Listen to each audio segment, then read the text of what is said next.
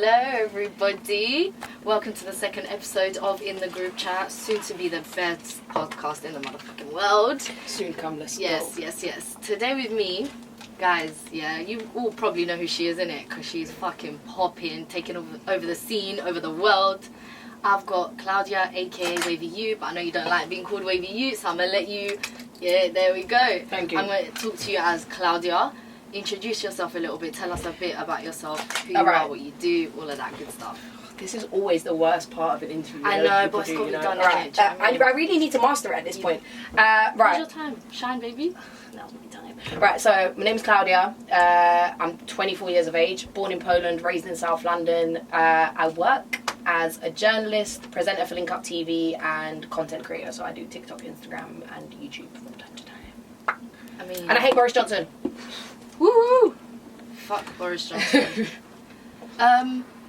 She said that like it was light work, but that's quite a lot of things that you do, especially like in the time frame as well that you've been able to do it. I think it's fucking sick. Thank you. But in terms of like your personality, your fundamental morals and values, a little bit like what does that consist of?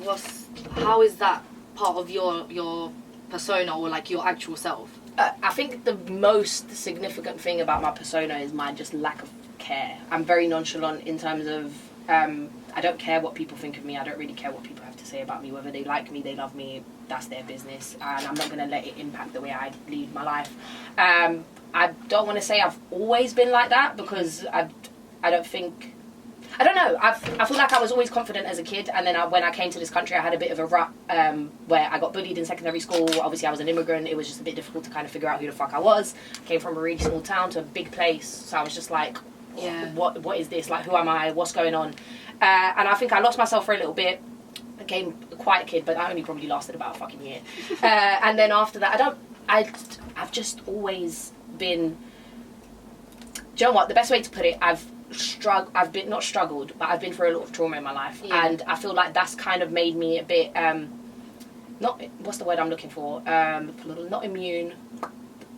I know what you mean, because you're very like, you speak your mind, and I think that is how I found you, like on TikTok, like maybe 7-8 months ago, you were like on 20k or something like that, and then I was like, who the fuck is this girl, like she's actually sick. So I started going through your videos, and I was like, bro, like she talks so much sense. And I was like to Ramina's my sister, she does Claudia's nails. I'm not showing my nails right now, but follow Romy Nails for everyone who asks. Listen, that is the girl. Yo, I was like to Ramina, I was like, you need to get this, you need to do her nails. I'm telling you now, like she's sick, and she messaged you and fucking like, look at you now, like you guys are my go-to, bro. Even at Motives, I was just like, I know. That's literally like how I saw you. But there's loads of people like that out there, but there's something about you that's super capturing. You said you've gone through a lot as well. I did want to delve into that because I think you're super relatable, especially that kind of booming topic about mental health. And I think that it's so good to have someone who kind of is young and talks about the struggles that you've gone through. So like you mentioned about your mental health, you've lost a parent as well. Unpack that a little bit for us and be as open as honest as you'd like to be. Luckily for you, I'm pretty open about everything I've been through. So to summarise it, this is going to sound like I have no emotion to anything towards what I've been through, but to summarise it, I've been sexually assaulted by a group of men. That was my first sexual encounter ever. I'd never even kissed a boy at that point, and I got sexually assaulted. I lost my dad when I was maybe about 13 to suicide. Lost my auntie 2 years before that to suicide. Then I started struggling with my own mental health really badly. I got sectioned. Then what else fucking happened? I was abused by my stepdad. There was just countless things, but like with each thing that happened, I was just kind of like, right, it's what I learned over time is it wasn't my fault that happened to me, but it was my responsibility how I deal with it. Like, and it's easier said than done, because obviously you're trying to explain to someone who's been sexually assaulted, right, it's your responsibility how you deal with it now, because it shouldn't be their responsibility and how you deal with it. But it's kind of how I started to live my life. It was like, all right, cool, it's not my fault I've lost a parent, but it's my responsibility. Am I going to sit here and fucking cry about it, or am I going to go and put all of this energy that I would have put into me crying into making something of my life? And trust me, for a very, very long time, from the ages of 16 to about 21, I was not doing that. Like, I was still trying to work here and there, but realistically, I was in a depressive shithole. My mental health was at its worst. I was doing shit that if someone was to tell me now, I'd be like, that's fucking crazy. Like, what the fuck? Like, I was doing really bad. Like, I was addicted to drugs. I will happily say I was heavily addicted to drugs. So now, whenever people like put minuscule problems on me or like try and put their opinion on me, I'm like, listen, if that shit didn't kill me, I'm really not bothered by what the fuck you're gonna do to me. And the reason I'm so open about speaking about mental health is because personally, I don't think a lot of mental health struggles that people face, I don't think they're curable. I don't think there's something that you just take a couple of pills for, get rid of it, and it's just something you learn how to live with your life. It's a part of your fucking brain. You can't tell me that everyone's brain and mind works the same. Everyone's unique. Yeah. And if my brain chooses to fucking have depression, borderline personality disorder, and mild psychosis, then fucking I just got to live my life with it. Do you know what I mean? I need to figure out how I do that myself. And the other reason I feel like, obviously, despite the fact that people like to try and act like, oh yeah, mental health matters, mental health awareness week, look out for your friends. There's the same people that if someone's getting ganged up on online, they'll slide in a joke. Yeah, them do you know what I trolls, mean? Yeah. It's a lot of like, oh yeah, people jumping on the bandwagon of trying to promote mental health awareness or trying to stand up for mental health. But it's just a fucking trend. That's what I realistically think it is. It's a lot of people pretending they understand mental health. And if we really look at how it is, mental health is still somewhat taboo. Especially 100% is. Especially when it comes to like older generations or certain cultures. Yeah. It's way more taboo than you would think. So one of the things that makes me is the fact that I'm fucking crazy. Like, I can't, realistically, if someone wanted to like look me up, you can find the fact that I've been sectioned. Do you know what I mean? So I could never go online and act like I'm this well-rounded person, or I got here because of this and I was always positive. But that's why I think though you're like, you are literally going to do so, you're doing so well anyway, but because you're relatable, like, you don't have that, I don't have a filter. You don't have the filter, but you don't have that like, okay, I'm like this in real life, but on social media, I'm going to have this little... And that's the side of social media I like, because we get to see people like you spit facts, talk your truth. Do you think you've now, going through what you've gone through, do you think you found like your happy medium in that sense? Have you found your version of managing to stay like content? Because I know you'll have your bad days, of course. Yeah, no. But generally speaking, do you think you've kind of like... I think for about a year now, I've been roughly in a place kind of where I feel content or where I want to be, and that comes down to a large part, despite everything that I've been through. Yeah. The biggest like thing that hurt me, the thing that hurt me the most, or was most traumatic for me, was a 6-year-long toxic relationship that I had, and a year ago I come out of that, and then it was almost as if with that relationship I kind of brushed everything else that I went through and was like, right, that was a completely different chapter of my life. Yeah. That's that. We start fresh, and for like the last year, I've got the best support system. I've developed a much better relationship with my mum. I've moved out. I do what I want to do. Like, I do what I love for a living, and I get paid for it. Like, it's fucking sick. But at the same time, I do have moments where I'm like, right, have I actually dealt with everything, or have I just been so busy that I just don't know that I'm still tapped? Do you know what I mean? I feel like that as well. But I did a podcast maybe 2 months ago, and the girl, it was very much focused on just like how my brain works. And when I tell you, she dug at me, like she was asking me about like whether I conform to beauty standards, for example, and I don't fucking believe in beauty standards. I think they're fucking stupid.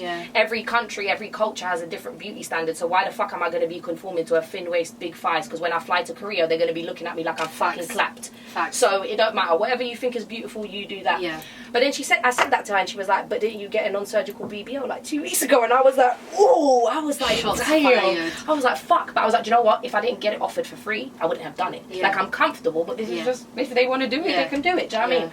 So, but then that's kind of also your idea, like you said, of what you think is beautiful. So for like, listen, at the end of the day, no one's exempt to like being influenced to the outside world. We all live in the outside world. We're all influenced by it. So we can't say like, oh yeah, I don't do any of this, I don't conform to anything, because whether we like it or not, subconsciously there are stuff that we do. That's the thing. Everyone doesn't have time to be woke about everything.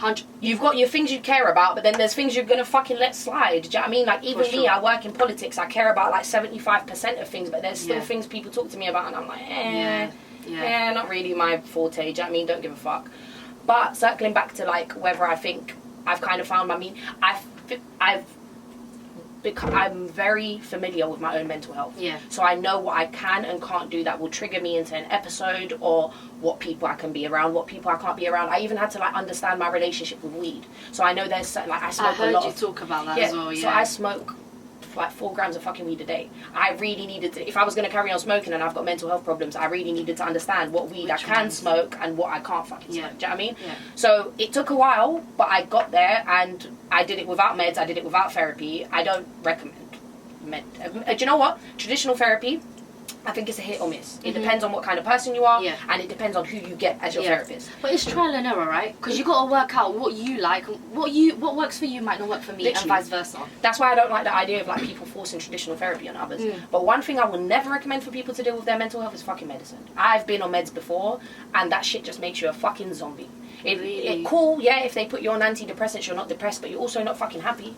You don't feel shit. I was on meds for about a month. I used to link my friends, they used to tell a joke, and I used to force myself to laugh. I used to have to go, haha, because I couldn't laugh.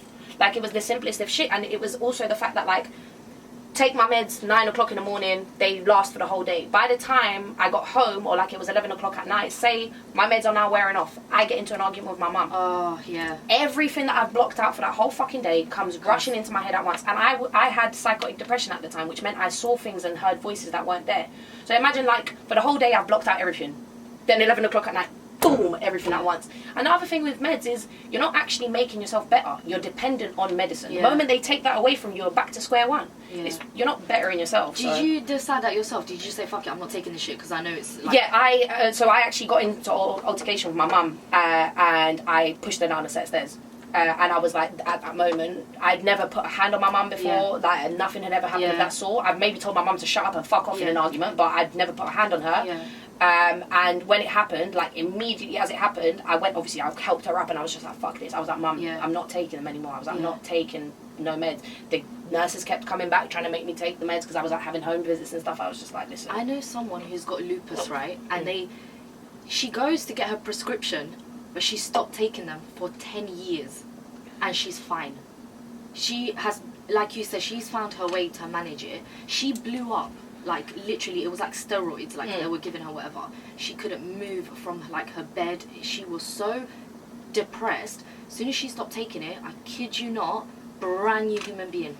So, I'm sure it might work for other people, but obviously it is different for everyone. I obviously recommend meds if there's as a final resort. If there's no fucking turning back. If you've got someone who's a schizophrenic, but like a very far gone schizophrenic, and there's nothing you can fucking do about them apart from just calm them down in that moment, then use them. But I was on fucking they gave me antidepressants, antipsychosis medicine, and anti-epilepsy medicine. Why the fuck did you give me anti-epileptics? I'm not epileptic. Did all of that, like, affect your relationships? Like, whether with a partner or, like, friends, like you mentioned with your mum and stuff? Me and my mum had a very volatile relationship. My relationship with the 6-year relationship that I was in, obviously, he was just a cunt, but also me struggling with bad mental health did not help, because how in a normal relationship he would cheat, you would just leave. Yeah. I had very bad attachment issues, and so I wouldn't leave. And then I would try and, like, obviously force him to stay with me, and then we'd get into an argument, but while I'd be arguing with him, I could see my dead dad behind him, or I could hear my dad talking to me, and obviously he's looking at me like I'm fucking crazy, because he's like, why are you crying so much over a simple argument? And I'm just like, that's not what it is. And then because I was so scared of attachment, I used to use suicide as a, like, manipulative way of making him stay with me, and I, like, as much as I find him at fault with the relationship, I know what I did because of my mental health was very traumatizing for him as well. Yeah. So, it fucked up a lot of my relationships. I lost a lot of friends. Obviously, fucked up my relationship, not just my mum, but essentially my whole family. Yeah. But now, it's alright. It's fine. Yeah. I got them. Apart from him, he can fuck off. Yeah, he can stay wherever you are, mate. He can stay gone. Because of all of that, because do you know what, the other day I saw you posted something on your story, and it said, do people find me intimidating?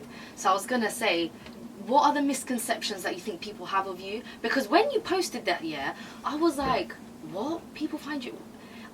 It made me think that you think people find you intimidating by what people have said, so you're, like, asking for clarification.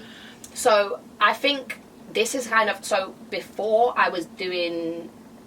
not necessarily before I was doing TikTok, but before I was doing a lot more, like, community work, whether it was work with younger people or, like, doing content, people only really saw me through videos and Instagram. And if I'm being honest, I would, if I was a stranger, I would find myself intimidating. I like to argue, I shout, I talk like a road man, I like to fight. There's nothing, and do you know what I mean? And also, if you were to approach me on road, or if you spoke to one of my girls, I promise you I would walk up to you and be like, what the fuck do you want? But because of the fact that I've grown as like a public figure, I've had to understand that like people will approach me to just say hi. Yeah. So I've kind of had to tone down how intimidating I am. But like, I still have girls who have followed me on Instagram will see me in person and they won't say anything, and they'll message me and they're like, I just didn't say anything because I find you really intimidating. Or like, my friends' friends will be like, oh yeah, I love your friend Klaudia, but like she seems really scary. And I appreciate it. I don't mind people finding me scary because why do I like people thinking I'm serious, and I'm just like, bro, because what? I Like, imagine if people think I'm cute and then they piss me off and I shout at them and they'll be like, oh, she's so cute. Fuck that. I want to shout at you and like take my money. Yeah, like, so I don't mind people finding me intimidating. Is there like something that other people think that you actually are not? So this is actually, I was thinking in my head just now as I stopped talking, I was like, what was the other perception? A lot of people think I'm stupid. Not stupid, but just... Really? Because I'm a pretty girl, I've got tattoos, they just assume that I'm just like an influencer. I kind of got everything in my life because I'm pretty and like I post like revealing pictures or this, that and the other. And then they speak to me and they're like, wait, you have degrees? And I'm like, yeah, I've got 2, bro. I did a master's. I was about to do a PhD. Like, so a lot of people, like, and also because of how I speak, like I speak very informal, but don't get me wrong, if I'm in a business fucking setting, of course, I'm speaking the Queen's English and I'm using words that you probably didn't even know were in English language. But a common misconception is just that I'm just a bit shallow, I guess, or just like a bit, just just your regular influencer. I feel like if you look at your articles and stuff like that and your TikToks, yeah, fucking hell. That's why I love like people that have depth and are multifaceted in the sense of you can speak to someone casually, you can change your jargon basically. You're like kind of like a chameleon. Yeah. So you know, like if someone was to try and make you feel dumb, you'll be like, excuse me, but you know a lot about politics, and I love that so much because, like you were talking about, you know, the beauty standards and stuff like that. It's nice to like obviously do all of that, but when it comes to real life shit, and we're all growing up, we're literally going to be the face of the influence of the next generation. Yeah. So when someone like you talks about politics and fuck Boris Johnson and why you should tell him to fuck off, you actually have sick reasons. Like even when you were talking about the change in energy prices, like some of the shit I learned because of you, not because of like I read it on the fucking Daily News and shit like that. So tell me what sparked your interest in politics and like. So I got into initially when I got into journalism. So when I first came to this country, where I grew up in Poland, a small town, you had like one TV channel for like one news channel for everyone. And when I came here, I kind of really began to understand how much influence media had and how much power it had. I was just like, yeah, cool, good and well, the government makes the decisions, but it's the media's responsibility how they communicate it to us, and then that communication then it impacts how we react. Yes. So I was just really gobsmacked by how much fucking power media had, and I was just like, right, I want to be a journalist. I had no idea that I want to be a political journalist. I just knew I wanted to do journalism. And so I did journalism in GCSE, did it in A-levels, then when I did it in uni, obviously one of the main modules you had to have was politics. Fucking hated it. My lecturer was so boring, but I found it so interesting at the time. Like, I hated it because I wasn't good at it. Okay. But I found it so fucking interesting. And then over time, I realised, I was like, hold on.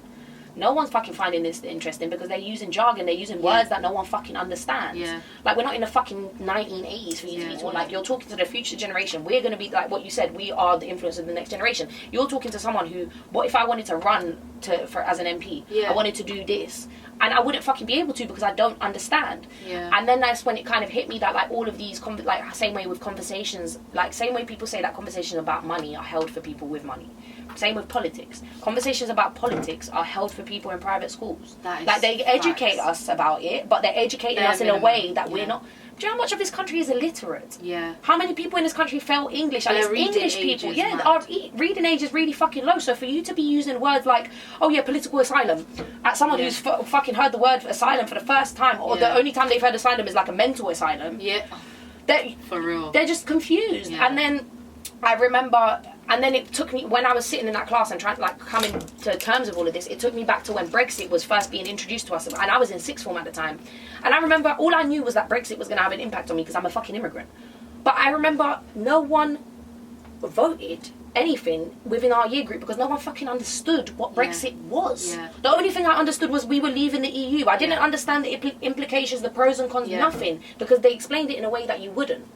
So over time, like, because I realised how difficult politics was to understand, I was just like, this is what I want to do, but I want to do it in a way that like makes it understandable or reachable to people from a lower socioeconomic background or people from minority ethnic backgrounds.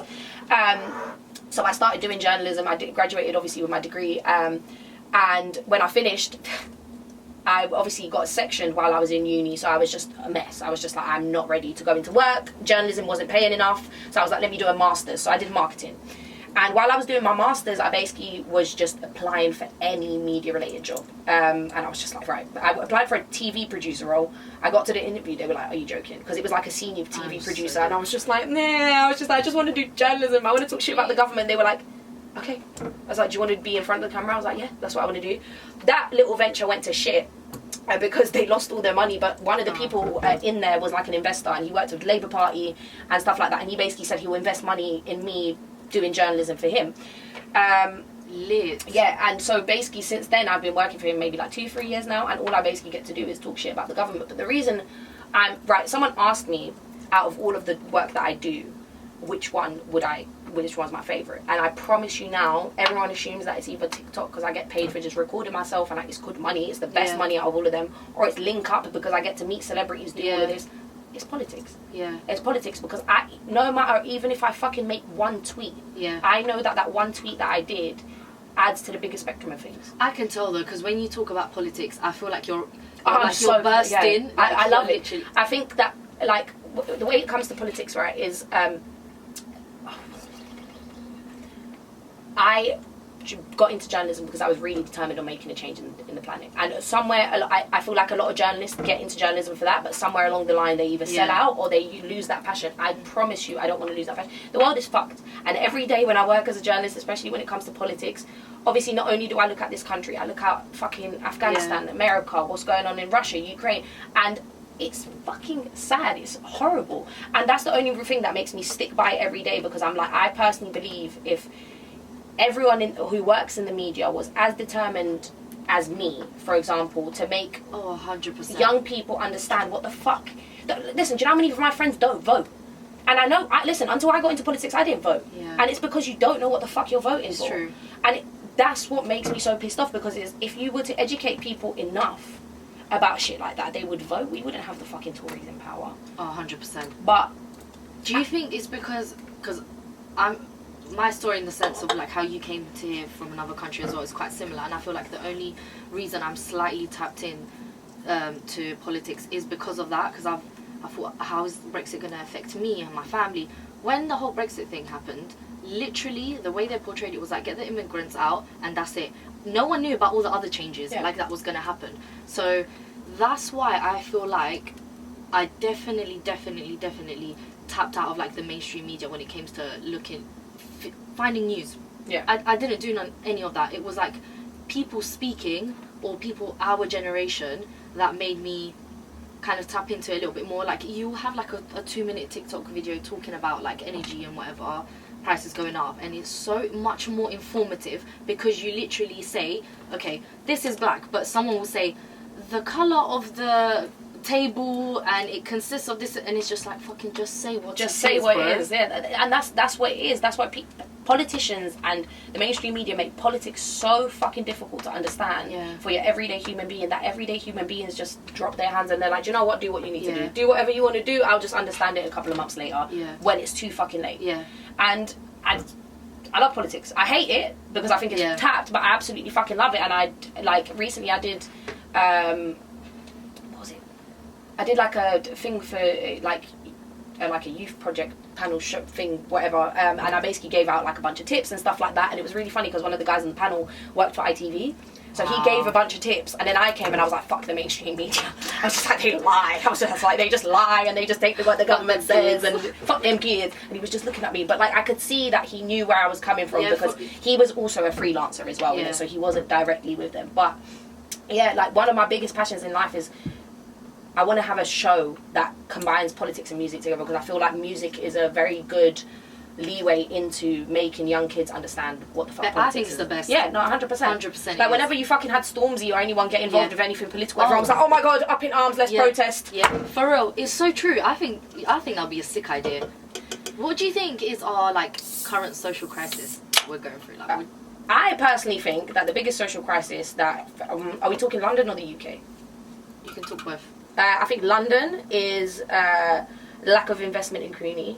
Yeah. So, for example, I think a lot of the, like, knife crime or a lot of even fucking homelessness and stuff like that. Mad for that. Do you know what? And sorry to cut you off. No, go on. The maddest thing is, yeah, I've grown up here, literally in East London since I came to England, and I've become so desensitized to it. So when, like, stabbings happen and you see it on the news, and you, in my mind, I'm like, shit, where did that happen? And then when they say East London or like Stratford, I'm like, it's so mad. It is, but no, the reason I say like investment in community is because I feel like, first of all, the reason youth act out is because they're fucking closing down youth centres and opening up bullshit things, or like fucking building new builds everywhere that are not necessary. Even things like poverty or like homelessness. If you invest, rather than investing in just fucking particular communities like rich areas, invest in every single community fucking equally, and then every community can just thrive off of each other. Do you know what I mean? And then it's not like a concentrated area where you've got one area that's too fucking overpopulated and then one area with loads of fucking empty houses. It doesn't make sense. Yeah, but the people at the top, someone like who thinks like you and does what you do would have to be at the top. Oh, I want to run for mayor. I will fucking vote for you, bro. I want to run for mayor in 4 years. You have to. I want to, but at the same time, I will get absolutely dragged through social media. There is videos of me doing cocaine on the internet. Fuck off. Yeah. My nudes are probably somewhere there, like, fucking hell. Can I say something? I think, that is why you have to do it. Oh, I think that's that's even a better reason to do it. Because it's like, fucking hell, like, look how she's fucking transformed her life. Look what she's done. And I'm so sorry, but, like, don't people that are judging have done it themselves. Oh, Boris Johnson probably doing coke right now. Facts, let's be real. Facts. He's on his second line. Literally, if not finished the second bag. Literally, trust. I think that is such a sick idea. No, like I think like a year ago, I just looked at all of my friends and I was like, I want to run for mayor, and they were just like, Klaudia, what the fuck? And I was just like, watch me. I was just like, I'm gonna do it. I'm sick and tired of like, journalism does a difference, but realistically, all I'm doing as a journalist is I'm talking shit about the government, but can I do a better fucking job? Do you know what I mean? Unless I can prove to someone that I can do a better job, then I'm not fucking doing it. The reason I said mayor rather than MP as well is because I don't want the responsibility of dealing with this whole fucking country or like a thingy area. I would rather start with London. Yeah. Plus, I know that like outside of London, the political spectrum of things is way more fucked. Yeah. Like even in terms of like homophobia, racism, just little things. Do you know what I mean? It's way worse. So like, I can handle London. Maybe after that I can try branch out further, but I'll start with London first. Mate, if you can do that, fucking hell. I genuinely think that would be such a thing to do. Nico, the YouTuber guy, he ran as a joke. He ran as a joke, and he got 5% of the votes. He got 5% of all the fucking votes, and that was a joke. So, not my boss, but like my boss sort of, because obviously I'm a freelancer, but like the guy that I do politics for, he used to run the campaigns for the Labour Party, like the political campaigns. So listen, if I really want to run for mayor, I'll just be like, listen, please run my campaign. Yeah. Let me run. And then this is the thing though, even if I run and I don't win, I know it'll boost my platform politically enough to have more of an impact on people, or to actually be able to have people listen to what I'm saying about politics. I think it will influence it a lot, because like there's this guy as well, and he goes around residential. Do you know? He was at Henry's party. Henry's party, and my boy kept tapping. He's like, Klaudia, that's the guy that does the yards on Twitter. I was like, wait, what guy? This guy's sensational. I feel like, and he is, just because he documents it now, it's gonna make a change. Like, it's fuck that someone big has to be able to do that, and I can't just report that my house is fucking got damp and is flooding. Literally. But, that's so sick. He was there, and I was just, oh my god, he is here. I was just like, fuck. There were so many cool people. I was just like, what the fuck? That is so sick. No, but that's what I mean. We need more people like him. Yeah. Because one thing that people need to realise is, like, a lot of the time, us lots, and I say us lots because, one, we're women. I'm pretty sure everyone here is either working class or from a working class background, right? Yeah. We're all immigrants. We all came here with nothing. Yeah. You're what they would call the minority, right? Yeah. But there's more of us than there is of them. So we're the fucking majority. It's true. This is what people don't realise. They're like, oh yeah, minority. No. Darling, if we all realistically stood up and raised arms, you think there's nothing. This is one thing, listen, as much as France is a questionable country, France will fucking shut down the whole country just because someone got slapped. And they'll be like, no, let's revolt, burn everything. Here, we're just like, Yeah. Like, make memes of Boris Johnson. How the fuck is that a protest? Yeah. Like that Blackout Tuesday for fucking Black Lives Matter when it happened. I can't lie, that was mad. That was the dumbest thing I've ever seen people do. Yeah. First of all, not only was it very performative, two, when you went on the Explore page and actually tried to look up information under the hashtag for protest, there was just fucking black squares. Yeah. What has a black square got to do with anything? Yeah. I don't know how the fuck that started popping and why. Probably some fucking white middle class bitch from America was like, I can't go to the protest because I'm scared, but let me put a black square on my Instagram. Did you go to the protest? I went to every single one. Yeah, and I dragged my friends as well. I remember one of my friends, I was like, bro, we're going. And she was like, she's black by the way. I was just like, bro, we're going. And she's like, why am I going? I was like, why the fuck am I telling you why you should be going? Like, to be fair, she has been brought, like, most of her friends were predominantly white, but I was just like, okay, babes, you're going. Yeah. And then I remember when the rounds of protest finished, she was like, thank you so much for making me come. I was just like, yeah, bro. Like, it was mad, I was like, you needed to be here more than I did. Like, I had a fight. Like, not fight, but like an altercation with this white couple.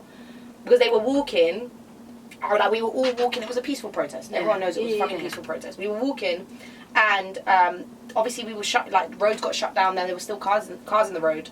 And whenever we stopped cars, they would like honk at us, come out the car, make noise with us. Yeah. And one of these cars like stopped in the crowd and was like, the guy come out, was cheering, blah blah blah. Brother, this white girl and white boy walking in front of me, they're like at least 21. They weren't young. Walk up to the car and kick it. Kick it. And I dragged the girl back. I was like, brother, what are you doing? And she was like, I was like, protesting. I was like, so what? So what, you think the police officer's going to see that someone kicked the car and they're going to what? They're not going to drag the white girl out. They're going to drag the fucking black people that are behind you and then get them in shit for it. I was like, don't do that because you didn't see a single black person moving violent or moving fucking reckless for no reason. Yeah. Why are you trying to make a peaceful protest in something that it isn't? And they were like, well, this is how we're choosing to protest. I was like, well, then it's not your fucking fight. Move. Like, yeah, it's true. Every time they tried to come back in the queue, I was just like, everyone moves to quiet. Just like, move, bro. God, that's mad. Because one more thing as well, that you have this safe space. I'm doing it on Sunday actually for the first time. Tell us about that as well. I think that when I saw that, I was like, yeah. So I think the reason I wanted to do a safe space is because prior to me having like this great support system that I have now, I obviously, like I said, I lost a lot of friends and stuff like that. Mm-hmm. And all I ever wanted, I felt like I never really wanted therapy. I just wanted somewhere where I could go and just talk. I didn't even want the person to be like, oh, maybe we should do this. I don't want you to say anything. Yeah. Just let me fucking talk and nod your head along while you're listening. That's it. Just let me get angry in the moment.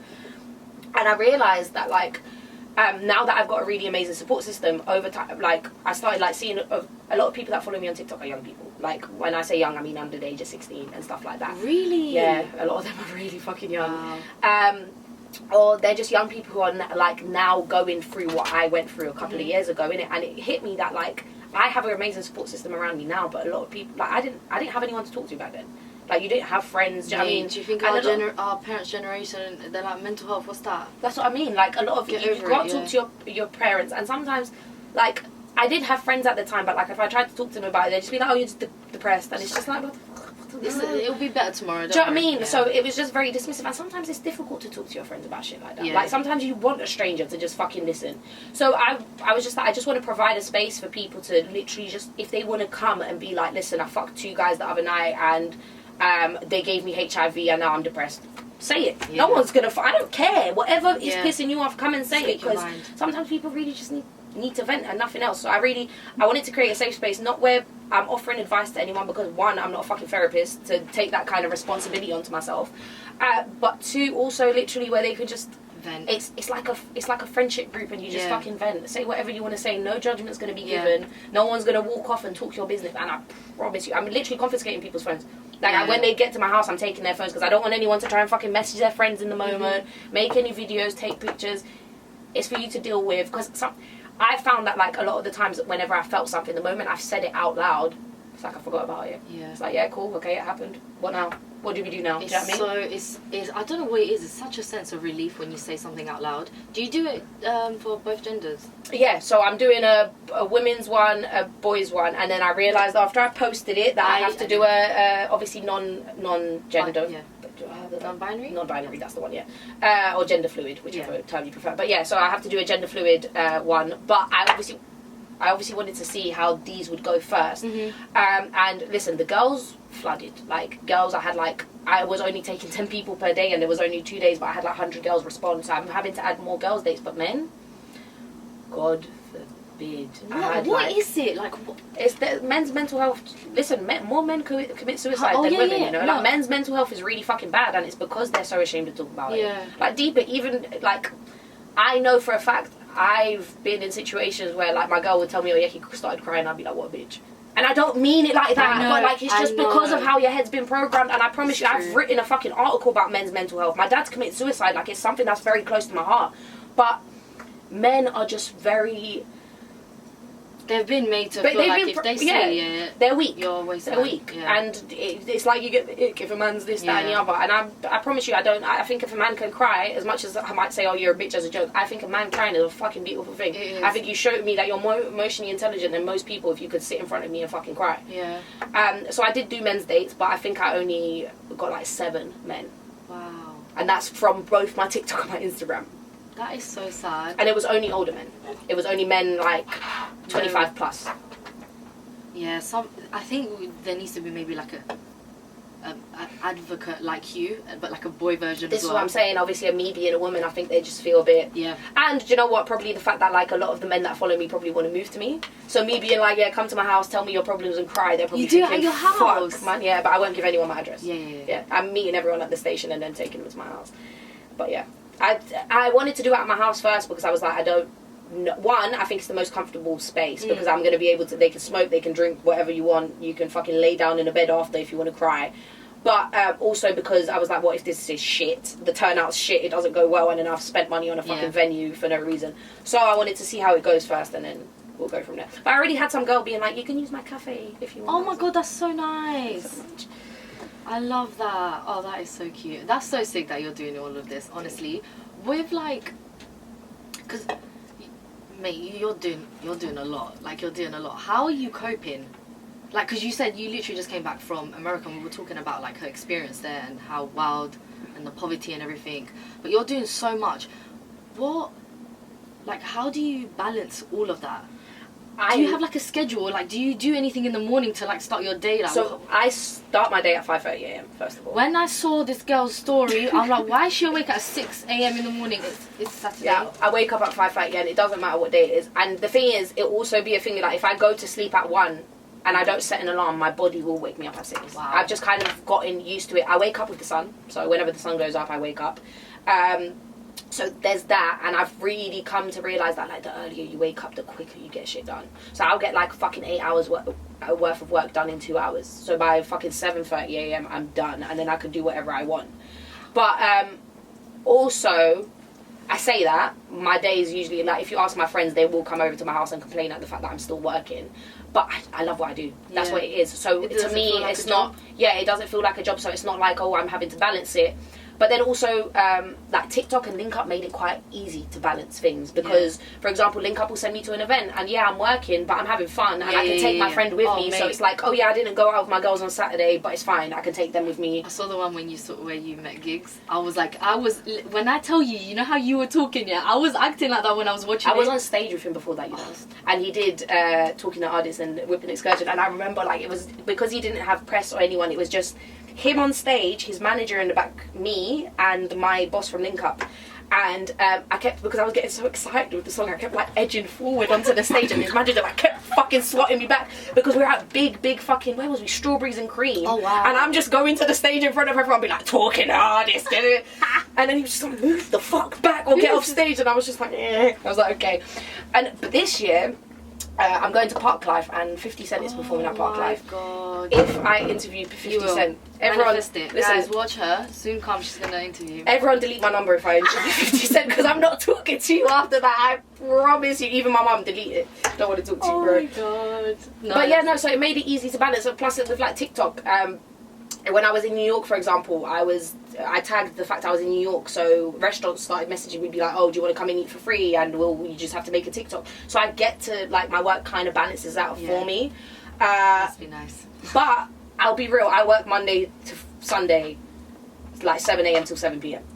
So I was gonna say, does the clock stop, or is it just like it doesn't. Even when I went on holiday, like I get, so obviously as a freelancer you're not supposed to get paid holiday, but I got paid holiday because I don't take time off. Okay. So my boss was just like, listen, take your 3 weeks off, I'll pay you for the whole time, because you don't, like, I don't take weekends off, I don't take Sundays. If we have bank holiday, I don't take it off. I'm just like, yeah, I like it, I don't have anything else to do, so might as well.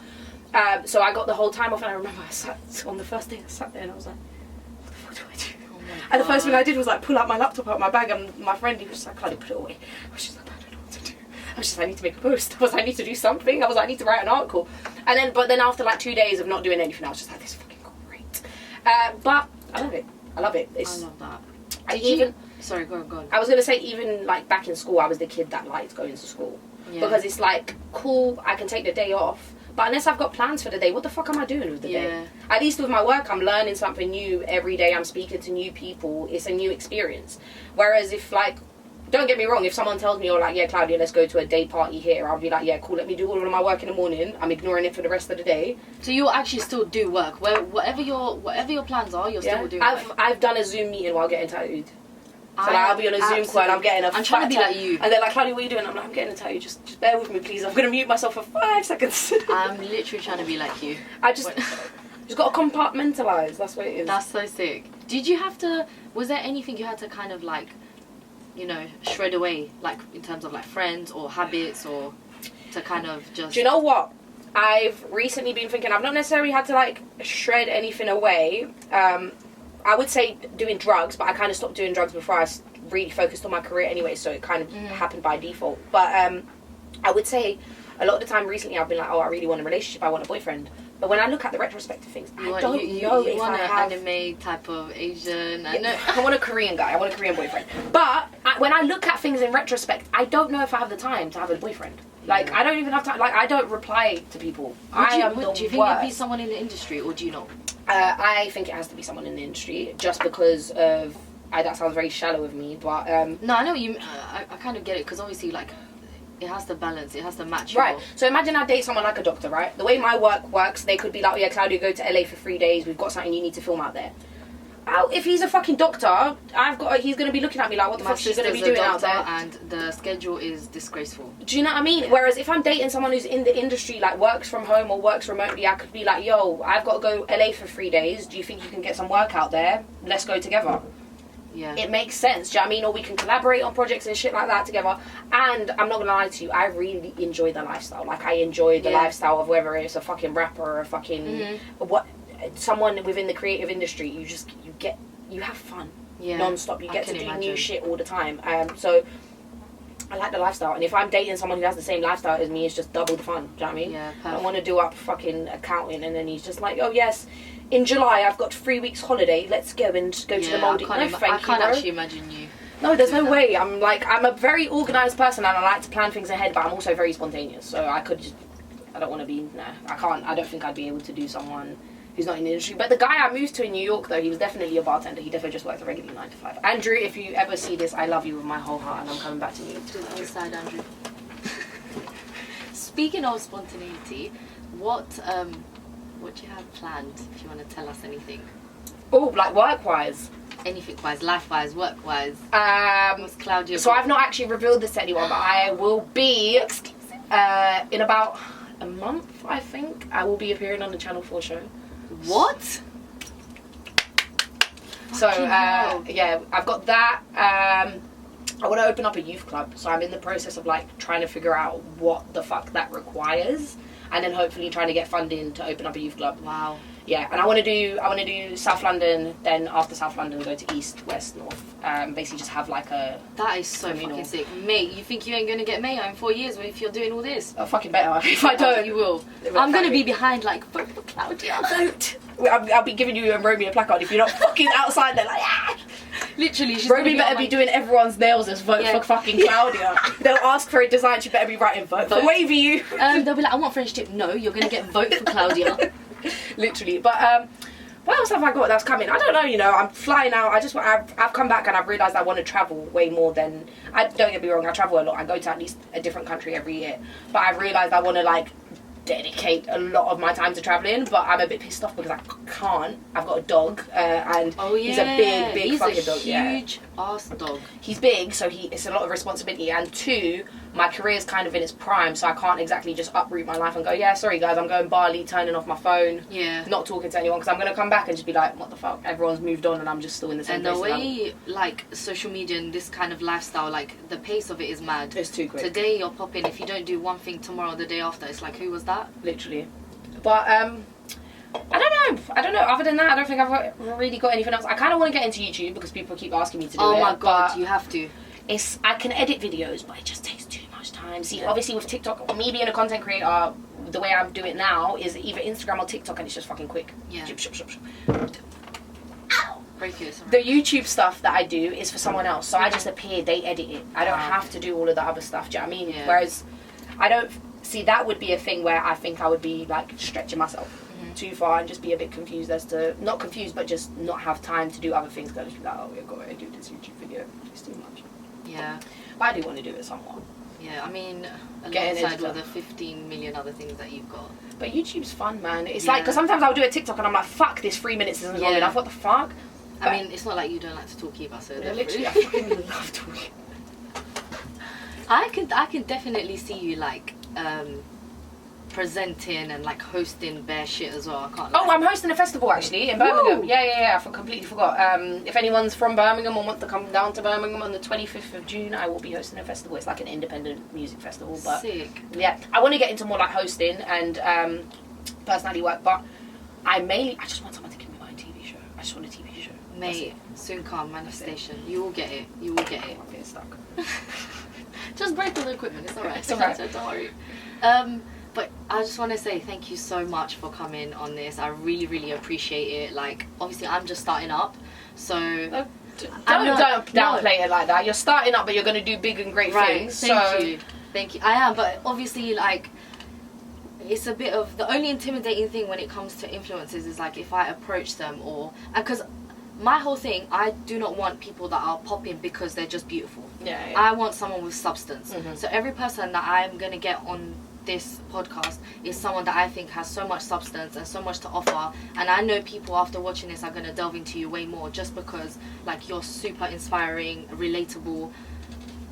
You're the only one that can do this. All my friends, none of them can do this. Oh, now they can. Yours looks a bit lopsided. Yours is like right heavy. What's that? That's just one half. You gotta do 2. Oh, the both. Yeah, we'll work on it. Honestly, it's bad. It's like when people used to do this though. Do you not remember? Oh my god, yeah. What was this? Fuck. I can't. No, that's not it. No, it is that one. It is that one. No, it's not. That's oh what I'm god. saying. People were doing this, but it was actually. What was it? Is it that footballer thing? I swear she just did it. No. That one. I don't know, man. Whatever. We look like fucking idiots. But yeah, I just want to say thank you so much for coming here because obviously you didn't have to, but I really appreciate it. Thank you for having me, and thank you for being a great host. Don't be silly. Thank you so much, guys. Second episode of In the Group Chat is done. Woo!